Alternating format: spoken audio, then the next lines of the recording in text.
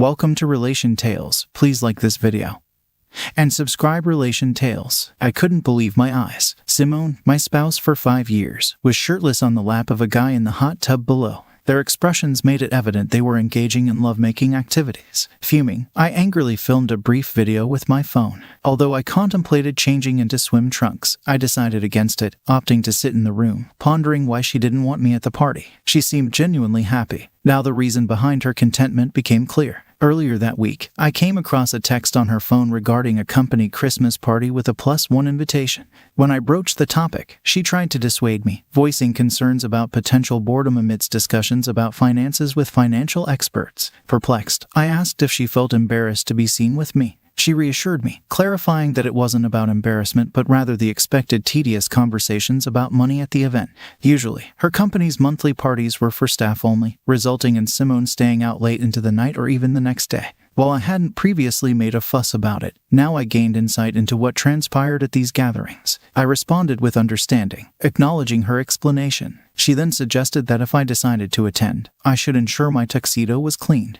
However, she cautioned me, expressing skepticism about whether I would find the event enjoyable. On the day of the party, she recommended I bring swim trunks, prompting me to question the appropriateness of swimwear for a December Christmas party. She explained that they usually end up in her boss's penthouse after the main party, which has a nice hot tub. I acknowledged this information, and she admitted that they do this pretty much every time. She then requested that I promise to be on my best behavior that night, to which I assured her that I always am, though it didn't sound promising. Curious, I asked why she was sharing this information with me. She explained that these parties could get quite wild sometimes, and she didn't want me to get upset, mentioning that the guys there are quite friendly and can get pretty handsy. I inquired about potential issues, stating that as long as everything passes the husband test, there shouldn't be any problem. In response, she smiled and kissed me on the cheek without verbalizing anything. At the main party, Simone introduced me to her friend Linda, stating that I was her husband. Linda smiled at me and questioned the term husband, suggesting that it was going to be fun and referring to Simone as a wild and crazy girl. Wondering about the meaning behind Linda's comment, Simone smiled and giggled. She informed me that she needed to go mingle and instructed Linda to accompany her to get something to drink, specifically asking for wine.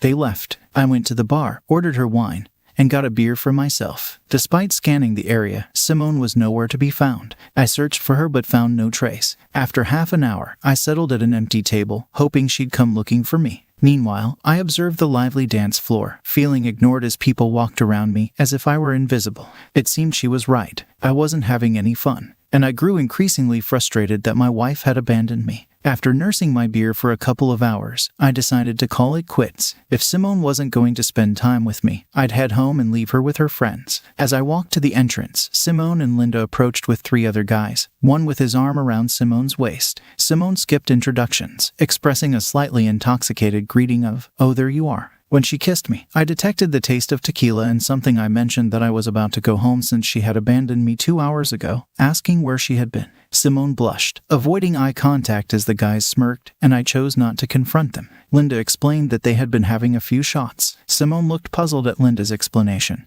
leaving me curious about the situation. I asked Simone about the shots, mentioning the taste of tequila and something else. She dismissed it, saying they were heading to Ben's place where the hot tub was warming up, and she asked if I was ready. I replied affirmatively and inquired if I would get to spend some time with her or if she planned to abandon me again that night.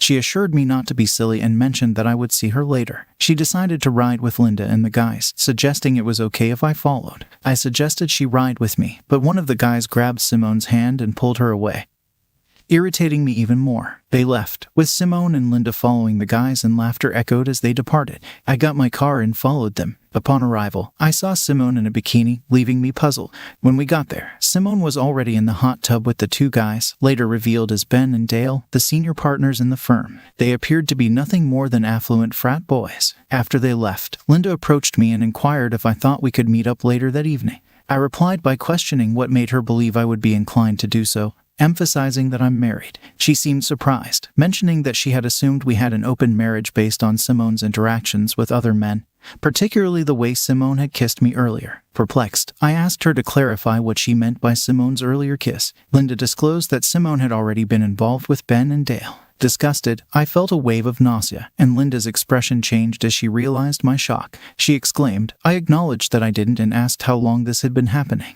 Linda revealed that it had been going on ever since Simone joined the company over a year ago. Shocked, I processed the information, realizing that Simone had been involved with them the entire time, and I had been completely unaware. I questioned if that was what she was doing at the party. Linda disclosed that Simone had been involved with 2 guys and a few others, expressing apologies and assuming I knew about it, to which I replied sarcastically, expressing skepticism about feeling the love. Linda suggested I go upstairs and change, hoping Simone would keep herself under control with my presence. I scoffed at the suggestion but headed upstairs. That's when I saw her with those 2 guys. Despite my love for her, I found it intolerable and decided to confront her. Going downstairs, Simone greeted me as I reached the bottom of the stairs, questioning why I wasn't in my bathing suit and if I was joining them in the hot tub. I grabbed her arm, pulled her into a nearby room and closed the door, demanding to know if she would ever tell me about having an open marriage. I mentioned what Linda had told me and played a video on my phone showing her with the 2 guys in the hot tub. I questioned the situation, wondering if she aimed to humiliate me further after abandoning me at the party. Simone downplayed it, claiming they were just having fun, admitting to lovemaking acts with them,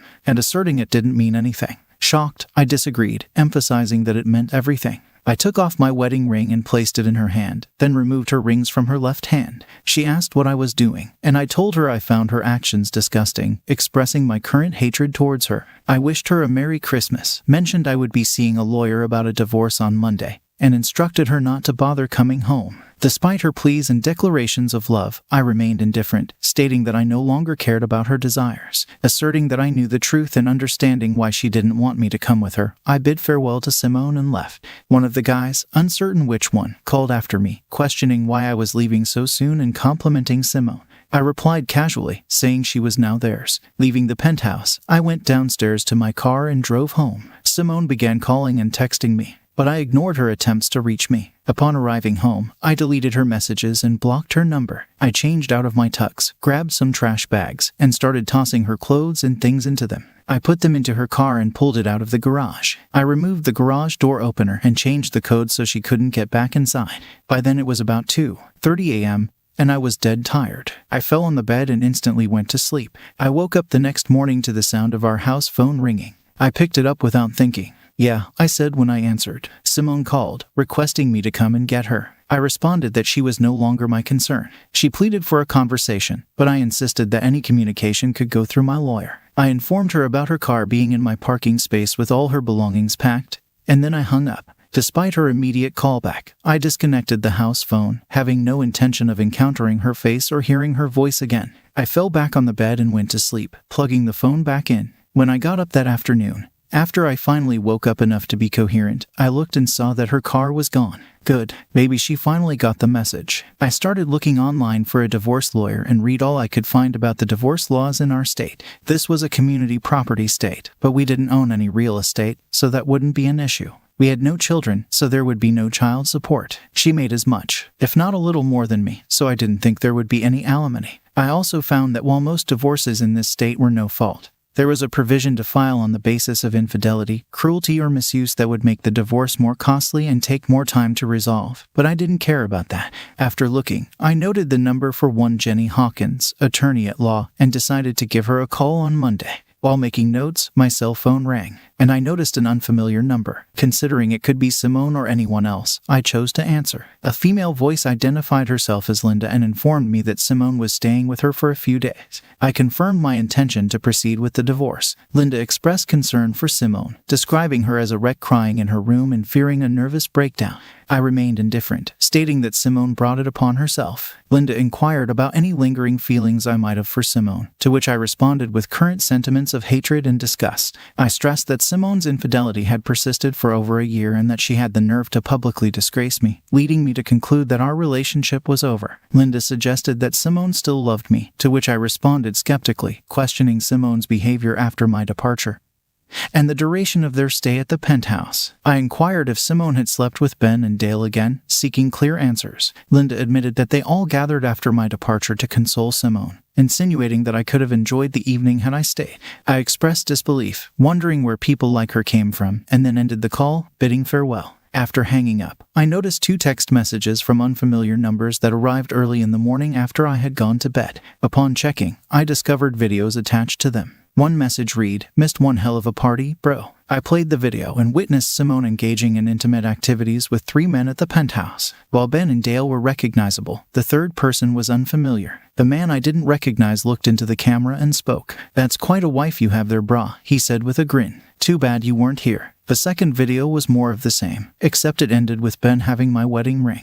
As Simone held it in her open hand, she looked at the camera with a smirk. My hatred for her only grew exponentially. I transferred the videos to my PC and made a copy of them for the lawyer. I thought about sending the videos to all of her friends and her family, but decided against it, at least for now. The info I got from Jenny's website indicated that I needed to be very careful about how I reacted to her actions. Any negative reaction on my part could easily undo my case. Her site warned okay, so I decided to hold off for the time being. I didn't hear anything from Simone or Linda the rest of that day or the next, which was a good thing as far as I was concerned. I spent the remainder of the weekend eradicating Simone's presence from the apartment. On Monday, I reached out to my boss, detailing the situation, and took a brief vacation, recognizing my diminished worth during this time. My boss, having experienced a divorce from an unfaithful spouse, empathized with my emotions. I contacted Jenny's office, scheduling an appointment for that afternoon. En route to the appointment, I visited the bank, implementing measures to disentangle her from our joint account.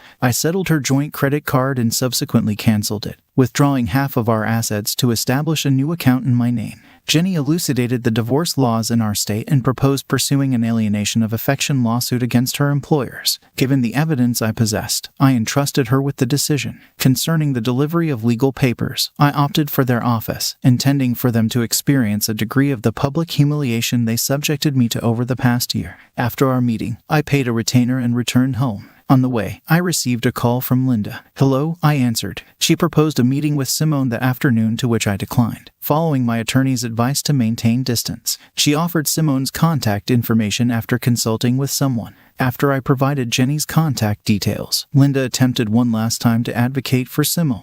I firmly rejected any possibility of forgiveness, asserting that Simone could anticipate divorce papers soon. I concluded the call and proceeded home, stopping only to purchase a 12-pack of beer and a couple of packs of cigarettes. Having quit smoking when we first got married, I felt the need to engage in something to prevent destructive behavior after arriving home. The house phone rang, and when I answered with a greeting, Ben Carlson, my wife's employer, identified himself. Recognizing his voice from the party, and noting a more professional tone, I acknowledged knowing who he was and asked about his intentions. Ben expressed awareness of my upset feelings about the events on Friday, and claimed that they thought I was okay with my wife's activities at company gatherings. I questioned if he knew she was married during all this, and he admitted yes, but explained that Simone had told them we had an open marriage, and he assumed I was okay with it. I pointed out that he never bothered to ask me about it and inquired about the videos they sent me on Friday night.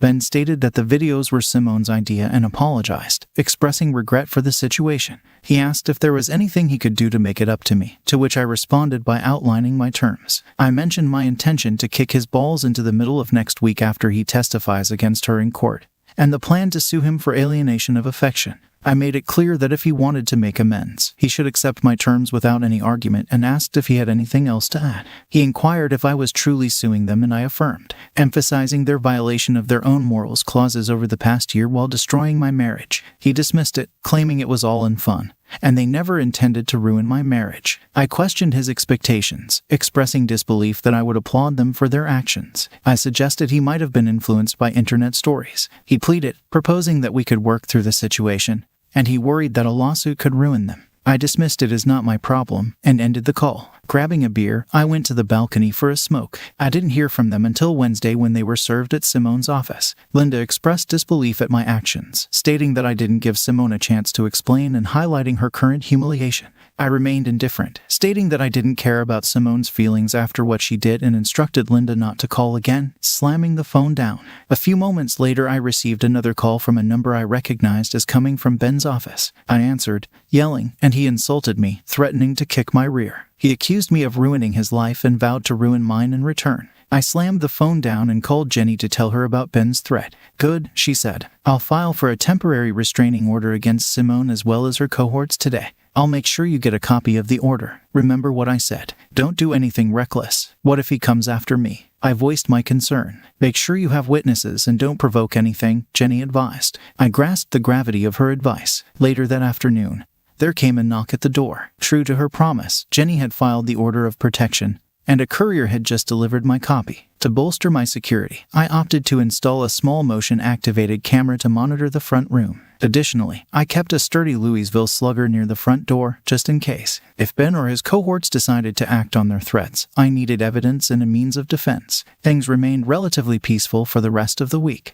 Thankfully, I didn't hear anything from Linda, Simone, or her boyfriends until Saturday night, that is. I was sitting on my balcony nursing a beer and a cigarette when I heard my doorbell. That was followed up by pounding on the door. I ground out my cigarette and went into the front room and looked out the peephole in the door. Sure enough, it was Ben, and I could discern someone with him. As the pounding on the door continued, he shouted for me to open up, claiming I was violating a restraining order. I informed him that I was calling the police, and he protested, yelling for me to open the door. I continued dialing emergency, and when the operator answered, I explained the situation at my door. The operator informed me that they had received multiple calls for that area and dispatched cruisers to my location. They advised against opening the door until the officers arrived, and I thanked them before ending the call. The pounding on the door continued, and I wondered if Ben was going to break it down. Clutching the bat tighter, I waited and heard a commotion. Looking through the peephole, I saw 2 large police officers putting cuffs on Ben and the other man with him. The officer knocked on my door, identifying themselves as police. I opened the door and Ben looked at me as the officer led him back to the cruiser,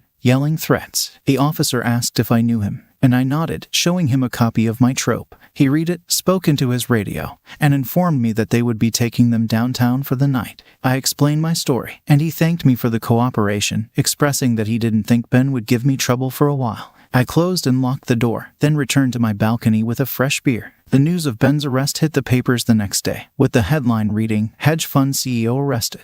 Articles revealed that several clients were leaving SG due to the company's involvement in ruining employees' marriages, impacting their bottom line. I thought, good. Returning to work the following Monday. It was challenging, but I managed to get some work done. After about 3 weeks of no contact, I received a call from Jenny. She greeted me and asked how I was holding up. I replied that I was doing as well as could be expected, and they petitioned the court for marriage counseling. The judge had agreed, ordering 6 sessions starting that week. I inquired if they could mandate marriage counseling, and Jenny affirmed that they could. She advised me to attend, explaining that not showing up could result in contempt of court and even jail. I expressed my unwillingness to reconcile with Simone, and Jenny understood but emphasized the importance of my attendance. I reluctantly agreed, and Jenny mentioned that if the counselor perceived no hope for reconciliation, they would inform the judge. I asked if there was anything else, and Jenny revealed that Simone's attorney informed her of Simone's pregnancy. I expressed frustration at the prospect of waiting another 8 or 9 months for any legal actions. Jenny confirmed this delay, adding that if the child is mine, I would be ordered to pay child support. On a positive note, she informed me that the judge approved a legal separation until Simone gives birth. I sarcastically commented, and Jenny provided the counselor's address, wishing me luck. I noted the information on my calendar. I decided that I would make it clear in no uncertain terms there was no way I would ever reconcile with the cheater. When I got to the counselor's office, I was ushered right in. A somewhat older woman looked at me over her glasses. Simone sat across from her in a love seat, looking somewhat forlorn. I had a very bad feeling about this. The counselor, Dr. Abigail Farnsworth, introduced herself and gestured for me to take a seat beside Simone on the love seat. Opting for a smaller wooden chair positioned at a 45-degree angle to the love seat, I made it clear that I felt compelled to be there. Dr. Farnsworth acknowledged my sentiments but expressed gratitude for my presence nonetheless. She then turned to Simone, asking about her aspirations for the sessions. Simone voiced her hope for reconciliation, highlighting the impending arrival of our baby and her desire to restore our family. Reacting with skepticism, I turned to Dr. Farnsworth, sharing my perspective and emphasizing that reconciliation was not on the agenda, casting a glance towards Simone. I noticed Simone recoiling at my statement. Dr. Abigail nodded in response to my statement about not reconciling for the sake of the child. She asked if I would consider it for the child's sake, to which I reiterated my doubt about being the father, and my commitment to support the child if it turned out to be mine. However, I firmly stated that reconciliation with Simone was out of the question. In response to her repeated question about the child's sake, I took out my phone and showed Abigail the videos that were sent to me. Hoping to convey the depth of betrayal, she appeared disgusted after watching them, and as I put my phone away, I remarked on her marital status. I questioned how she would feel if the roles were reversed, and it was her husband in those videos, emphasizing the continuous betrayal over more than a year and even in front of her. She insisted that the focus should be on the two of us and the upcoming child. I informed Dr. Abigail that Simone had a child to consider, expressing my doubt about being the father and expressing a desire for answers from Simone. Abigail, after a moment of consideration, nodded and suggested Simone owed me some answers. Simone, looking down and appearing sheepish with a face burning in embarrassment, finally looked up and agreed to provide answers. Abigail then gave me the opportunity to speak, and I turned back to Simone. I inquired if she knew what was going to happen on the night of the party, and she affirmed. I asked if that was the real reason she didn't want me to go, and she admitted it. Reflecting on the terrible experience, I accused them of planning to humiliate me, to which she reluctantly agreed. I further questioned if the intention was to humiliate me even more at Ben's place, and she confirmed it, appearing sheepish. I questioned Simone about the duration of her involvement with the other men at SG, and she admitted it had been ongoing since she joined the company. Puzzled, I asked for the reason behind her actions, to which she casually replied that she enjoyed it, finding it fun, naughty, and exciting, making her feel handsome. When I inquired about the number of men she had been with, excluding me, she nonchalantly mentioned around 4 or 5 dozen. I expressed shock at the revelation, emphasizing the potential risks of venereal diseases. Outraged, I asked if she knew the father of the child she was carrying, and she admitted uncertainty, confronting her expectation for me to raise and financially support the child. I criticized her, stating my lack of love for her anymore and expressing strong resentment, even hoping for a negative outcome. Simone and the others appeared shocked by my words, and Simone seemed on the verge of tears, though my anger remained unabated. In my attempt to inflict more emotional pain, Abigail intervened, signaling that I had made my point. I rejected the notion that I was discarding 5 good years of marriage, attributing the breakdown to Simone's infidelity.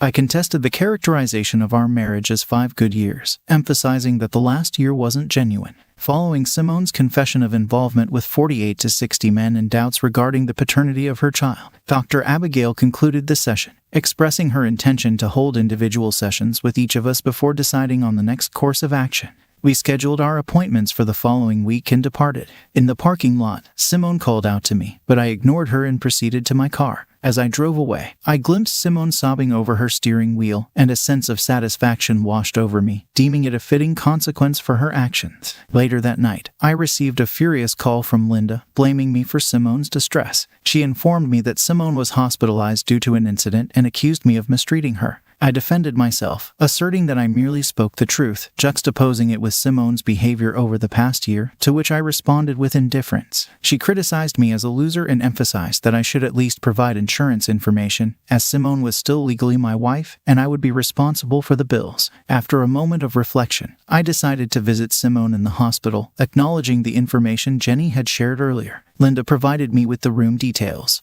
and upon arrival, I approached the nurse, providing my insurance information, and briefly discussing Simone's condition with the doctor. I inquired about the cause of the mishap, to which the doctor explained the complexities of pregnancies, leaving the specific cause uncertain. Curious about the duration of the pregnancy, I learned that Simone was approximately 9 or 10 weeks along, leaving a possibility that the child could have been mine. Nevertheless, I considered it inconsequential, as the mishap signaled the opportunity to proceed with the divorce. After inquiring about Simone's well-being from the doctor, who assured me she would be fine, I entered her room. She appeared distressed in the bed, tears in her eyes. Linda, positioned at the end of the bed, expressed her displeasure, to which I responded with a growl, causing her to retreat from the room. Facing Simone, I acknowledged the finality of our relationship. She questioned whether I truly hated her as much as I had claimed earlier, and I admitted that, at that moment, the intensity had lessened. However, I emphasized that reconciliation was out of the question, given the breach of trust she had demonstrated. Expressing my frustration, I conveyed how each trip she made to the store left me wondering if she was involved with the checkout clerks. I questioned the sudden turn of disrespect, emphasizing that I had treated her exceptionally well throughout our years together. She denied any wrongdoing on my part, and acknowledged my role as a devoted husband and lover. However, I countered, stating that if that were the case, she would have resisted the advances of others. She admitted succumbing to the influence of others who claimed that it was normal for husbands to witness their wives with other men. I dismissed her explanation, emphasizing that the divorce was inevitable and any attempts to salvage the relationship were futile. In response to my decision, she tearfully accepted, agreeing to inform her lawyer the next day. I sternly clarified that any hopes of friendship were unrealistic. Despite her apologies, I remained resolute in my decision to end the marriage. I looked at her for a few moments. "Yeah," I said as I started to leave her room. "Goodbye, Simone." I could hear her cry as I walked away. Tough luck, I thought. Good riddance. A few days later, I received a call from Jenny. True to her promise, Simone abandoned all objections to the divorce. Abigail's report concluded that reconciliation was unattainable and recommended anger management for me. This suggestion was echoed by the judge, although it wasn't mandated by the court. Jenny successfully negotiated settlements from SG funds, as well as from Ben and Dale, although it fell short of a court order. Approximately a month later, Jenny handed me a substantial check, the largest I had ever received, minus her fee, of course. "Certainly," I replied as I deposited the check and moved forward with my life, or what was left of it. SG, or Sodom and Gomorrah as I often referred to it, closed its doors about 6 months later, seemingly due to a loss of trust in the company's financial integrity by its clients. Wonder why? I cynically mused to myself. Ben and Dale remained silent after that incident at the apartment. Both served a 30-day stint in the county jail for their stunt and seemed keen on avoiding a repeat, but their reputations tarnished in the community. They sought a fresh start on the West Coast. Simone and Linda continued sharing the same apartment, transitioning to employment in a strip mall retail store specializing in women's clothing and cosmetics. I encountered them occasionally but never acknowledged their presence. Remaining single, I casually dated over the next couple of years. Eventually, I met Claire Hansen, a recent divorcee, and we embarked on a slow and easy dating journey for a few months. She had experienced the pain of infidelity in her previous marriage. Understanding her hurt, I provided all the support I could. In the initial weeks, our activities revolved around conversations or outings for dinner and a movie. Recognizing her vulnerability, I took the time to engage in comforting activities such as holding hands and enjoying leisurely strolls through the park. Despite finding her attractive, I opted to let her take the lead. After a delightful dinner at her condo, she observed me with a curious intensity, questioning whether I found her appealing. Responding with a smile, I assured her of my attraction, stating that it extended beyond physical aspects. Curious about my lack of initiative, she playfully inquired if I liked girls. My response conveyed a positive outlook on the situation. Second story, my wife cheats on me with my dad. Hello everyone. I never write on Reddit, but I need to vent and share a situation that has left me very confused and sad. I have discovered a family secret that has rocked me and has me at an emotional crossroads. For a decade, my wife and I have shared a marriage filled with love and what I believe to be unbreakable strength. Lately, though, her behavior has taken a peculiar turn. Clandestine phone calls, mysterious messages, and unaccounted for late-night ventures, all accompanied by an inexplicable aloofness. Initially, I attributed it to work-related stress or perhaps personal challenges, but as time passed, uncertainty crept into my mind. One day, I came home unexpectedly and found my wife in a compromising situation with my father. The scene left me stunned, a mix of pain, confusion, and disbelief. I couldn't find the words. I just managed to leave the house and wander the streets aimlessly. The following hours were torment. How was it possible that the people I loved the most were hiding something so big from me? What had I done to deserve this? In the end, I returned home and confronted my wife. She, amidst tears and pleas, confessed everything. The relationship with my father had started months ago, in secret, fueled by a forbidden passion that consumed them. I cannot deny that I felt immense pain, a betrayal that hit me to the core. My world has been shaken. My family has become a scene of uncertainty. I don't know what to do, who to turn to. I have thought about divorce, but the idea of breaking my marriage fills me with sadness. I love my wife, despite everything. And although my father's betrayal disgusts me, I cannot deny the affection I still have for him. I feel trapped in a web of lies and secrets. I don't know how to move forward, how to rebuild my life after this devastating revelation. Thanks for joining us on this chapter of Relation Tales. If you were moved by these stories, hit that subscribe button and ring the notification bell. Don't miss out on the upcoming emotional roller coaster of relationships. Your support means the world, and we can't wait to share more compelling tales with you. Until next time, remember, every relationship has a story worth telling. See you soon.